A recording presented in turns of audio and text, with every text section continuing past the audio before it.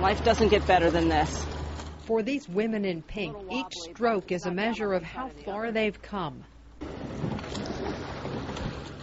A measure of strength both physically and emotionally, the end result of their battles with breast cancer.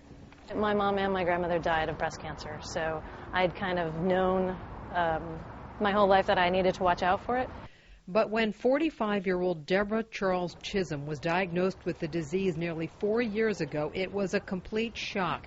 And after dealing with a mastectomy and chemotherapy, she needed something to look forward to, and she chose rowing.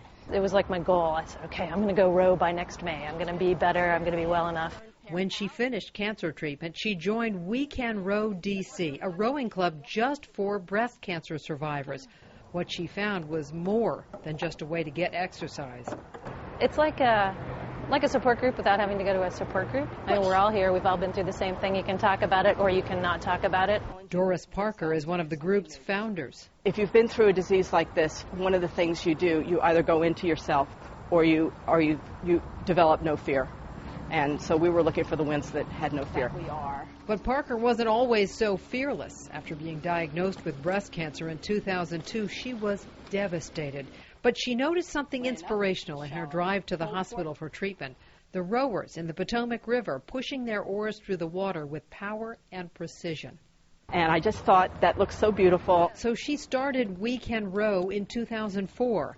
Now, nearly 6 years later, they're 50 women strong, or rather 50 strong women.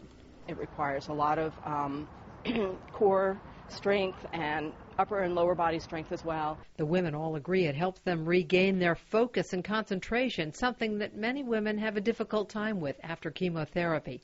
For me, being able to have something where I could really focus on it and not think about all the other stuff that was going on around in my head was very, very healing.